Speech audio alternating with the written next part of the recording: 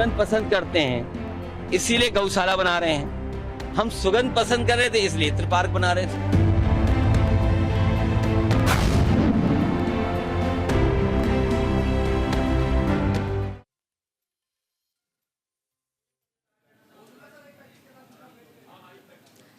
नमस्कार, news India देख रहे हैं आप और आपके साथ मैं हूं सुरभि तिवारी। दुर्गंध वर्सेस इत्र। दरअसल हमेशा से राजनीति का गढ़ माने जाने वाले उत्तर प्रदेश में दुर्गंध बनाम सुगंध पर इस वक्त संग्राम छिड़ गया है। अब इत्र के शहर कन्नौज से समाजवादी पार्टी के मुखिया अखिलेश यादव ने इस बार गौशालाओं को निशाने पर लेकर के इत्र की सुगंध फैलाने की जो कोशिश की है, उस पर सियासी गलियारों में भूचाल आ गया है। बीजेपी ने अखिलेश यादव को जिस तरह कुलद्रोही तक बता दिया, तो इसी तरह हमने ये भी देखा कि बयानबाजी ऐसे वक्त में हो रही है जब उत्तर प्रदेश में विधानसभा चुनाव के लिए अभी करीब 2 साल का समय बाकी है। ऐसे में इन बयानों के क्या कुछ मायने हैं? क्या अखिलेश यादव समझ गए हैं कि अगर उन्हें 2027 का चुनाव जीतना है तो फिर उसकी तैयारी अभी से ही उन्हें करनी होगी, या फिर इस तरह के बयानों की वजह कुछ और भी हो सकती है? इस रिपोर्ट के जरिए आप समझिए।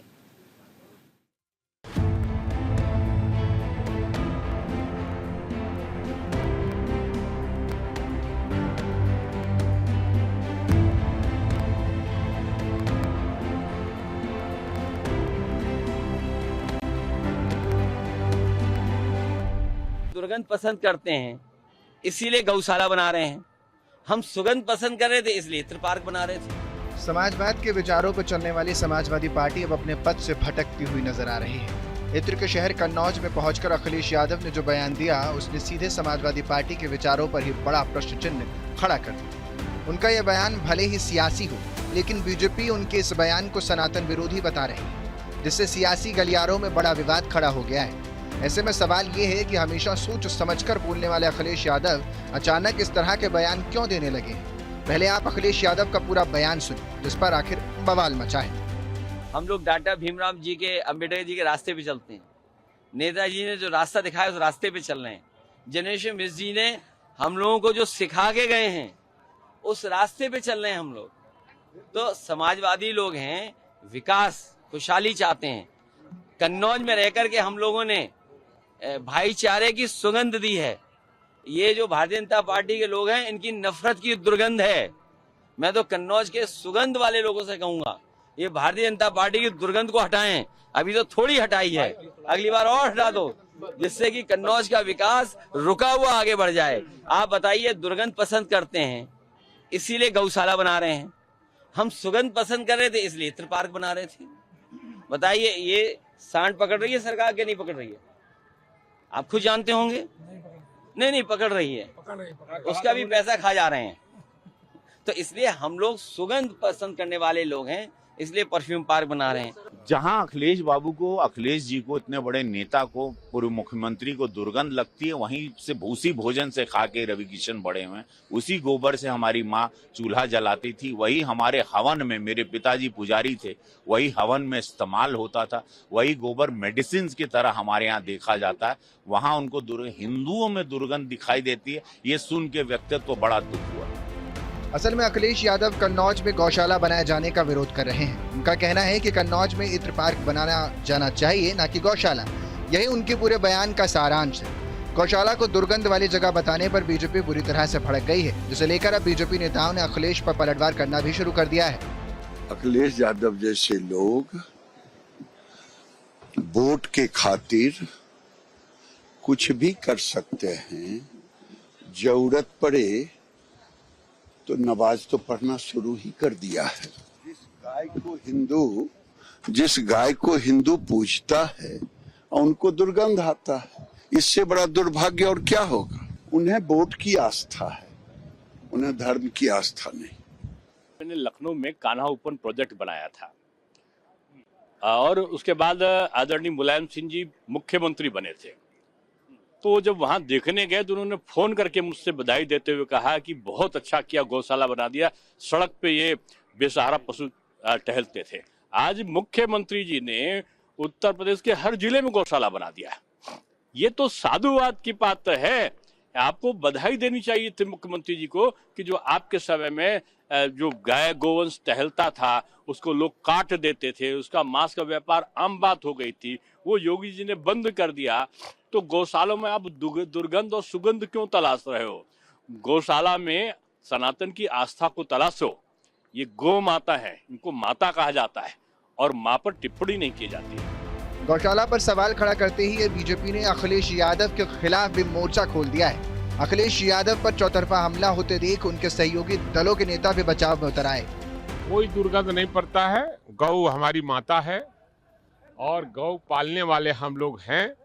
ऐसा बयान उन्होंने कभी दिया नहीं होगा, ये तोड़ मरोड़ कर चलाया गया होगा। और इत्र पार्क बनाए हैं तो उसके लिए भी बधाई। और गौशाला है, उसके गौशाला रखने वाले लोग हम लोग हैं, गौ पालने वाले लोग हैं और उनके यहाँ भी काफी संख्या में गौ पालक होते हैं, माने गौ है उनके। ऐसा वो बेओली नहीं होंगे, तरमुड़ कर चलाया गया होगा। उनके बयान का ये मकसद नहीं था। उन्होंने ये कहा कि जो इत्र पार्क जो इत्र पार्क समाजवादी हुकूमत में उन्होंने स्थापित कराया था, उस कार्य को भारतीय जनता पार्टी ने रोक दिया और उसके जगह वो गौशाला का प्रचार कर रहे हैं। तो गौशालाएं भी तो नहीं चल रही हैं। गौशालाओं की स्थिति आप देखिए, वहाँ क्या स्थिति है। वहाँ जेसीबी मशीन हर गौशाला में खड़ी है, उनको भूसा चारा नहीं मिल पा रहा है और जो गौ माता का देहांत होता है जेसीबी से गड्ढा खोद करके वहीं पर गाड़ दिया जाता है। इसलिए किसी आप गौशाला में चले जाइए, वहाँ दुर्गंध के अलावा कुछ नहीं मिलेगी। हमारी मांग है सरकार से, हर एक गौशालाओं में अच्छा इंतजाम करना चाहिए और जैसे हमें सुगंध पसंद है वैसे जानवरों को भी सुगंध पसंद है, वहाँ भी अच्छा इंतजाम, अच्छा हवा पानी चारे की व्यवस्था होनी चाहिए। गौशाला पर दिए गए बयान पर समाजवादी पार्टी के नेता ही अखिलेश यादव को चाहकर भी साथ नहीं दे पा रहे। अखिलेश ने उनके सामने ऐसे हालात पैदा कर दिए हैं कि ना तो वो अखिलेश यादव के बयान का विरोध कर सकते हैं और ना ही गाय और गौशाला का विरोध कर सकते हैं। शायद इसीलिए समाजवादी पार्टी के नेता अखिलेश के गौशाला वाले बयान पर सीधा सीधा जवाब देने से कतरा रहे हैं। वो लोग गौशाला की बात करते हैं जिनके घर में एक गाय नहीं है, जो बाजार से दूध खरीद करके पीते हैं, गोपालन नहीं करते। तो आज गौशाला में गौ की जो स्थिति है, न चारा मिल रहा है, न उनकी सेवा हो रही है, न दवाइयां मिल रहे हैं। सरकार रिसर्च क्यों नहीं कराती है उसकी हाइब्रिड को हाई करने के लिए? और बहुत से ऐसे तरीके हैं जिससे जो पशुधन है हमारा वो किसानों के लिए लाभकारी साबित हो, लोग उसके प्रति आकर्षित हों। इस तरीके की योजना अगर सरकार लाती है तो वो स्वतः जो है कि गौ के रक्षक हो जाएंगे और उनकी ये दुर्गति नहीं हो पाएगी। इससे साफ पता लगता है कि अखिलेश यादव के मन में गौ माता के प्रति और सनातन के प्रति कितनी घृणा है। उन्हें ये समझना चाहिए कि वो जिस वंश के हैं वो भी सनातन का ही वंश है और गौ केवल गौ नहीं है, गौ हमारी माता है जिसको हम सदियों से पूछते आ रहे हैं।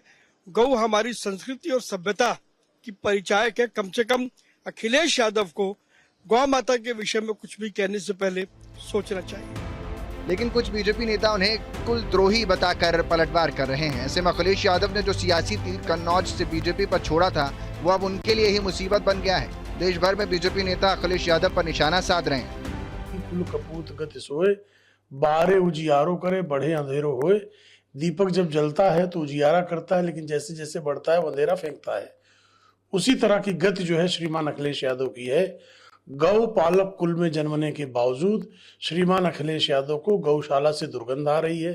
श्रीमान मुलायम सिंह यादव कोई अत्तार तो थे नहीं, इत्र का उनका कारोबार था नहीं, बल्कि वह गौसेवक थे।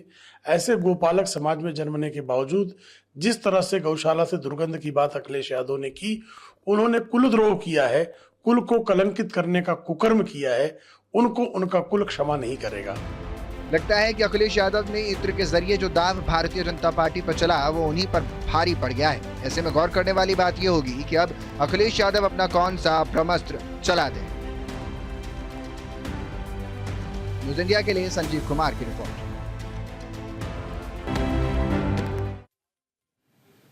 ब्रेक के बाद एक बार फिर आपका स्वागत है। एक और इत्र और दुर्गंध वाली बात कहकर अखिलेश यादव ने सियासत को हवा दी तो वहीं दूसरी ओर मध्य प्रदेश में कांग्रेस विधायक राजेंद्र कुमार ने साधुओं को लेकर विवाद वाला बयान दे दिया। जिस तरह विपक्षी खेमे से नेताओं के विवादित सामने आ रहे हैं, अब वो विरोधियों के लिए मुश्किल कम और खुद के लिए गले की हड्डी ज्यादा बना रहे हैं। इसका मतलब तो यह है कि विपक्षी नेताओं ने जो गड्ढा अपने विरोधी के लिए खोदा था, वो उसके लिए ही मुसीबत बन रहा है। कैसे, ये रिपोर्ट देखिए।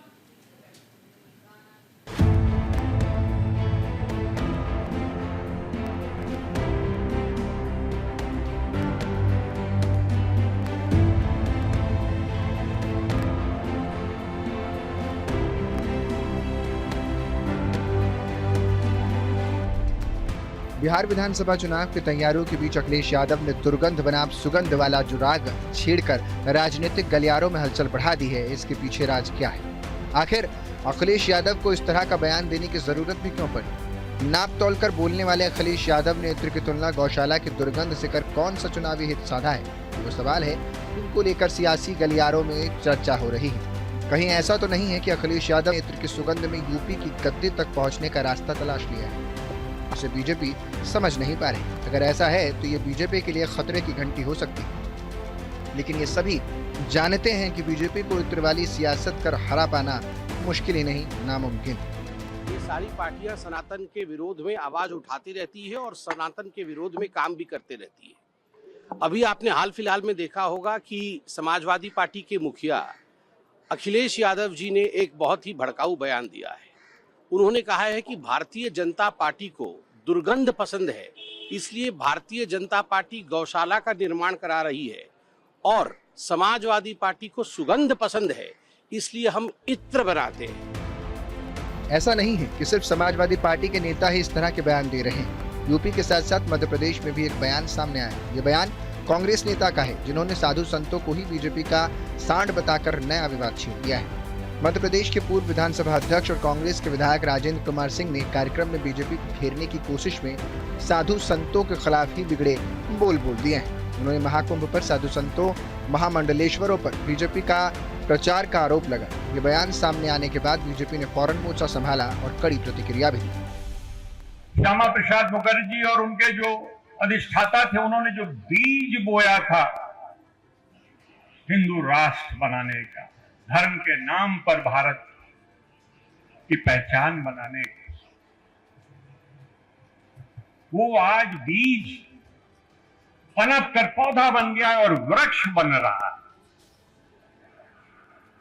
आप देखें, और उस विचारधारा को बढ़ाने के लिए निरंतर वो प्रयास करते हैं। और संयोग ऐसा है, राम मंदिर आ गया, उधर महाकुंभ आ गया, कितना प्रचार हुआ।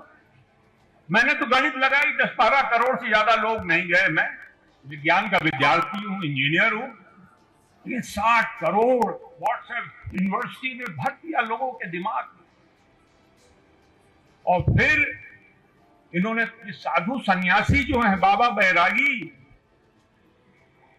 महामंडलेश्वर, इनको छोड़ दिया है जनता के बीच में। जाओ प्रवचन करो, भाजपा का प्रचार करो, हिंदुत्व की बात करो, सनातन धर्म की बात करो।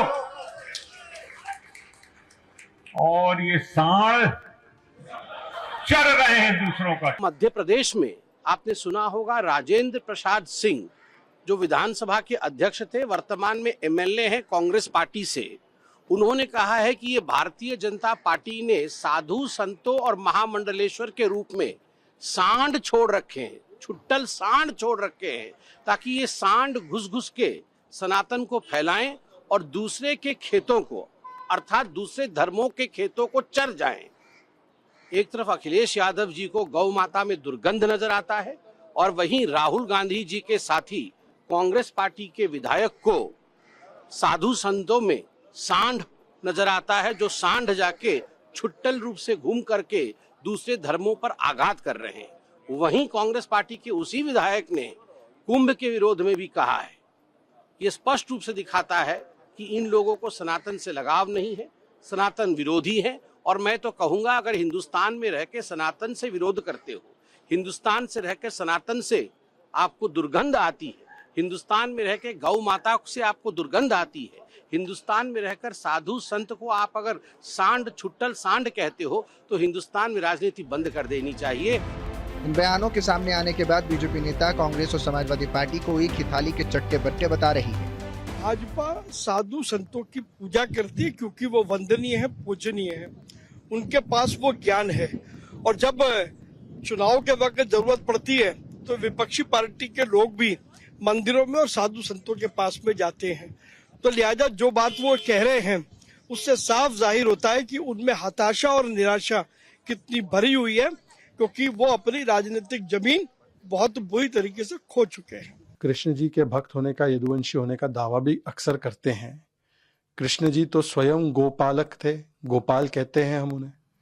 पर अखिलेश यादव जी वोट बैंक में इतने लीन हो चुके हैं कि सनातन का करो अपमान यही उनकी बन चुकी है पहचान।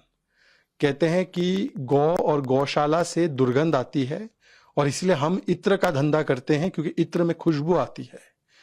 मतलब कि गाय, गौ जिसको हम माता मानते हैं, वो इनको दुर्गंध वाली लगती है, और जो सुअर काटे जाते हैं हो सकता है उनको उधर सुगंध आती हो। जहां पिग्स का धंधा होता होगा वहां पे उनको सुगंध आती होगी।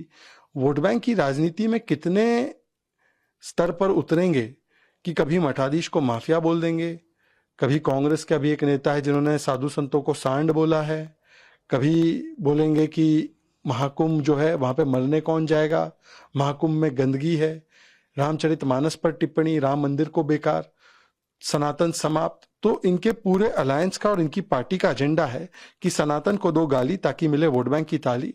और मुझे लगता है कि हर एक कृष्ण भक्त को आज बहुत बुरा लगा होगा। दरअसल 26 मार्च को सतना में कार्यकर्ता सम्मेलन का आयोजन किया गया था। यहाँ कांग्रेस पार्टी के विधायक राजेंद्र कुमार सिंह ने बीजेपी को घेरने की कोशिश में वो बातें कही जिससे विवाद खड़ा हो गया। विवाद बयान के नजरिए से देखें तो उत्तर प्रदेश और मध्य प्रदेश दोनों हॉट स्पॉट बने हुए हैं। हालांकि चुनाव बिहार में, लेकिन बयानबाजी पूरे देश में हो रही है। विपक्ष में सत्ता तक पहुंचने का रास्ता तलाश रहे विपक्ष के नेता लगातार बयानबाजी कर रहे हैं। अपने बयानों को लेकर अखिलेश यादव और राजेंद्र कुमार बीजेपी के निशाने पर आ गए हैं। एक और बीजेपी अखिलेश यादव पर निशाना साधकर उनकी पार्टी के समाजवादी वाली छवि पर कटाक्ष कर रही है, तो वहीं कांग्रेस पर कड़ा प्रहार कर रही है। गौर करने वाली बात यह है कि विधायक राजेंद्र के बयान पर कांग्रेस आलाकमान की ओर से अभी तक कोई प्रतिक्रिया नहीं आई है। वहीं समाजवादी पार्टी के मुखिया अखिलेश यादव भी अपने इत्र वाले बयान पर चुप्पी साधे बैठे हैं। समझने वाली बात यह है कि राजनीति में बयानबाजी करना और अपने विरोधियों पर निशाना साधना आम बात है, लेकिन राजनीतिक लाभ उठाने के लिए विरोधियों पर निशाने साधते हुए विवादित बयान देना किसी भी लिहाज से जायज नहीं। ऐसे में नेताओं को ये बात समझनी चाहिए कि वो राजनीति करते समय ध्यान रखें कि उन्हें कहाँ, कितना और कब बोलना है। यही एक अच्छा नेता की पहचान भी होती है। बीजेपी की बात करें तो प्रधानमंत्री नरेंद्र मोदी चुनाव प्रचार के दौरान अपने विरोधियों पर जमकर बरसते हैं। वो उनकी इतिहास की जड़ों को खोद कर लोगों के सामने रखते हैं, जिससे वो वोटरों को अपनी ओर मोड़ रहे हैं। वहीं विरोधी खेमे में बैठा नेता बीजेपी पर निशाना साधते साधते ऐसे बयान दे जाते हैं जो उनके लिए गले की हड्डी और बीजेपी के लिए वार करने का मौका दिए जाते हैं।